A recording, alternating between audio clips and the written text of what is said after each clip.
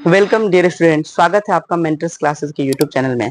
तो आज हम लोग क्लास 10th के त्रिकोणमिति चैप्टर को पढ़ने जा रहे हैं। ट्रिगोनोमेट्री चैप्टर जो कि काफी इंपॉर्टेंट है आपके एग्जाम के लिए, जो कि बिहार बोर्ड के जो क्लास 10th का एग्जाम होता है उस एग्जाम में मैथ का सबसे इंपॉर्टेंट चैप्टर अगर कोई है तो वो त्रिकोणमिति है, जहां से अकेले 20 नंबर का सिलेबस बताता है, 20 नंबर का क्वेश्चन पूछा जाता है। अगर कोई बच्चा इसे अच्छा से पढ़ लेगा तो 20 में 20 नंबर उसे मिल सकता है ध्यान से। तो इस चैप्टर को आज हम शुरू करने जा रहे हैं, एकदम बेसिक से बताएंगे, अच्छा से इसको समझिए और ध्यान से समझिए ताकि आप हर बिहार बोर्ड के हर क्वेश्चन को आप सॉल्व कर सके। तो आइए हम लोग इस वीडियो में इसका बेसिक समझते हैं। तो देखिए, त्रिकोणमिति, ट्रिगोनोमेट्री, इसका मतलब क्या होता है? ट्रिगोनोमेट्री का मतलब यही होता है, त्रिकोणमिति का मतलब यही होता है कि सबसे पहले ये एक समकोण त्रिभुज के लिए सत्य होता है। समकोण त्रिभुज, अब समकोण त्रिभुज किसे कहते हैं? जिस त्रिभुज का एक कोण 90 डिग्री का होता है उसे समकोण त्रिभुज कहते हैं।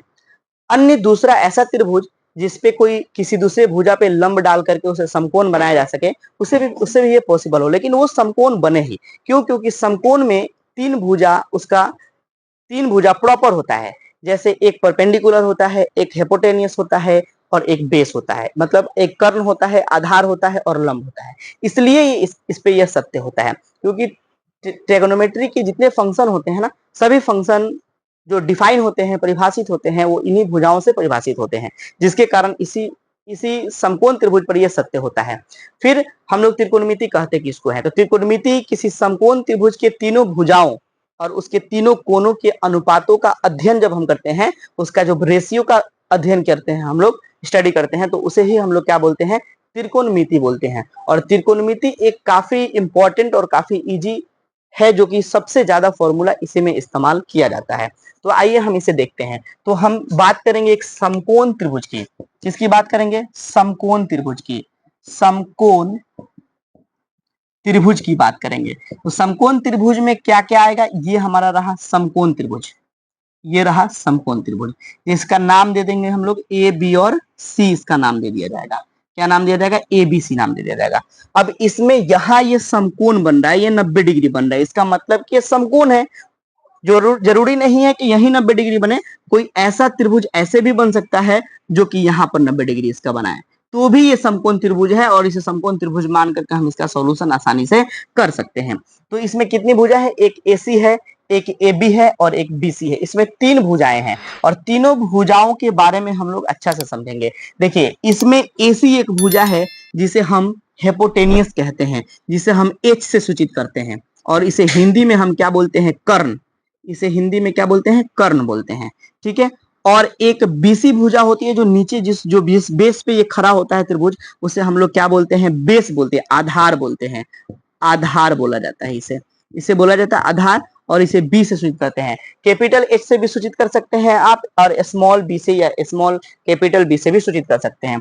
और इसका एक भुजा ऐसा होता है जो ए बी, जो खड़ा होता है एकदम लंबवत, परपेंडिकुलर होता है, उसे हम लोग क्या बोलते हैं? परपेंडिकुलर लंब बोलते हैं, जिसको हम लोग अंग्रेजी के बड़े अक्षर P या स्मॉल अक्षर P से सूचित करते हैं। तो ये तीनों भुजाओं से मिलकर ही त्रिकोणमिति के अन्य सभी फलनों का निर्माण हुआ है। फलन जो होते हैं वो डिफाइन होते हैं, जिसकी वजह से ये इसी पे सत्य है।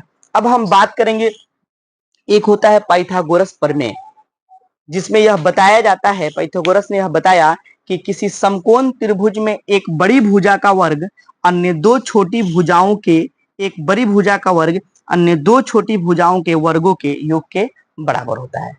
एक बड़ी भुजा का जो वर्ग होता है ना, वो अन्य दो छोटी भुजाओं के वर्गों के योग के बराबर होता है, ये बताया गया था। ठीक है। उसी के आधार पे हम, हो सकता है कि हमारे पास बी और पी का मान दिया हो, एच का मान नहीं दिया हो, हमें निकालना हो, तो क्या कौन सा फॉर्मूला लगाएंगे?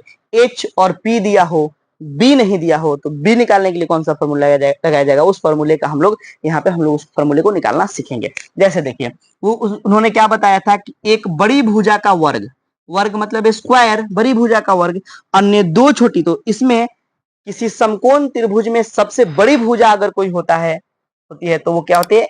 कर्ण होती है, जिसे हम लोग एच कहते हैं। बड़ी भुजा का वर्ग अन्य दो छोटी भुजाओं के वर्गों के योग के बराबर होता है। इसका मतलब पी का स्क्वायर प्लस बी का स्क्वायर होता है। ये बताता है पाइथागोरस प्रमेय। क्लियर हुआ बात।